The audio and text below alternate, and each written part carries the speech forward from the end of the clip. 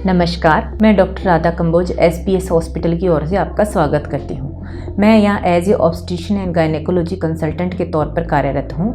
आज हम बात करेंगे निसंतानता के बारे में। निसंतानता क्या होती है, क्या इसके कारण होते हैं और क्या इसका इलाज किया जा सकता है।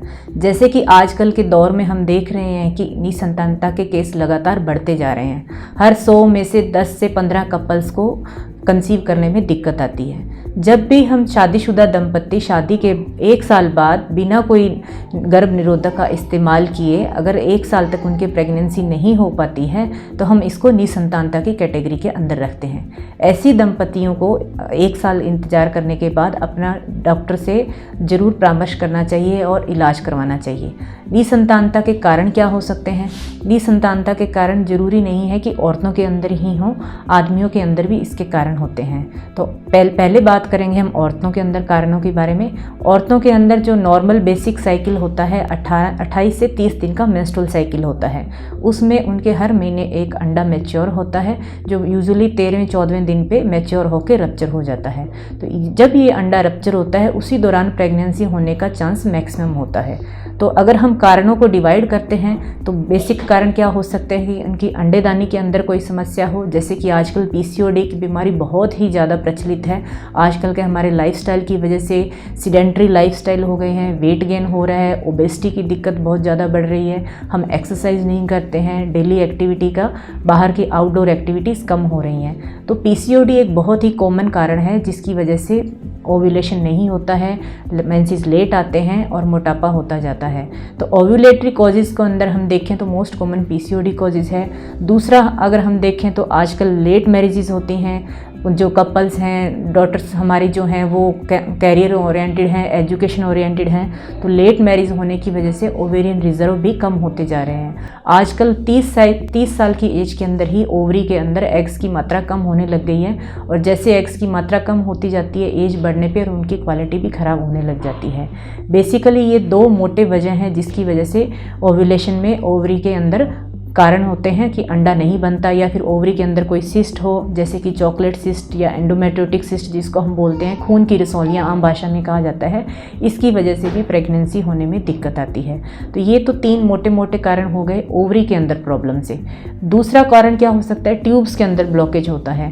तो इंडिया में तो जैसे आपको पता ही है टीबी बहुत ज़्यादा कॉमन है। तो जेनाइटल टीबी एक ऐसी बीमारी है जिसके आपको कोई लक्षण नहीं दिखाई देते, लेकिन ये फैलोपियन ट्यूब्स को सबसे ज़्यादा अफेक्ट करती है। फैलोपियन ट्यूब्स को इन्फेक्शन होने से उनके ब्लॉकेज होने की संभावना हो जाती है और ट्यूब्स बंद होने से कंसेप्शन का चांस कम हो जाता है। यूजुअली जो फर्टिलाइजेशन होता है वो फैलोपियन ट्यूब्स के अंदर होता है। एग और शुक्राणु जो मिलते हैं सबसे पहले फैलोपियन ट्यूब में मिलते हैं, उसके बाद एम्ब्रियो बनने के बाद वो यूट्रस में जाके इम्प्लांट होते हैं। अगर ट्यूब्स ही बंद होंगी तो फर्टिलाइजेशन नहीं हो पाएगा। तो ये सबसे इम्पोर्टेंट वजह है कि आपको अपनी ट्यूब पेटेंसी ज़रूर चेक करवानी चाहिए अगर आपकी प्रेगनेंसी नहीं हो रही है। तीसरी वजह हो सकती है यूट्रस में कोई प्रॉब्लम हो। कई बार यूट्रस में कोई सेप्टम होता है या यूट्रस में पॉलिप होता है या यूट्रस की जो एंडोमेट्रियम वॉल है वो थिन बनती है, तो उसमें भी इम्प्लांटेशन होने का चांस कम हो जाता है।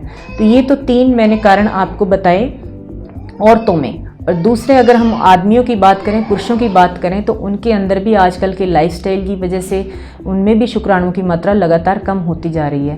पहले के दौर में हम देखते थे, आज से 20-25 साल पहले तो हमें 100 मिलियन शुक्राणु पर ml सीमन के अंदर देखने को मिलते थे, लेकिन अब ये शुक्राणु की मात्रा 20 मिलियन, 30 मिलियन, 40 मिलियन तक ही सिमट गई है। शुक्राणु की मात्रा भी कम हो सकती है, शुक्राणु की क्वालिटी भी खराब हो सकती है या फिर डेड शुक्राणु या कमज़ोर शुक्राणु हो सकते हैं। तो आदमियों को भी, पुरुषों को भी अपने शुक्राणु का चेकअप जरूर करवाना चाहिए कि उनके शुक्राणु की मात्रा ठीक है या उनमें कोई वीकनेस तो नहीं है या डेड स्पर्म तो नहीं है।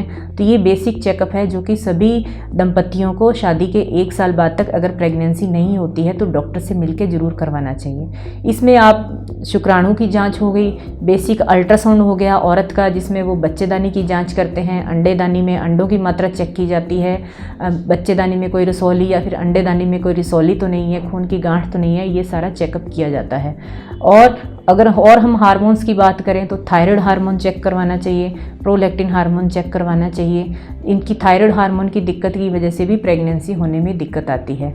तो ये हम बेसिक नॉलेज जो हम आपको दे रहे हैं कि अगर आपकी शादी के 1 साल बाद तक प्रेगनेंसी नहीं होती है तो आप ये ज़रूर चेकअप करवाएं, डॉक्टर से सलाह लें और उनका इलाज शुरू करवाएं। धन्यवाद।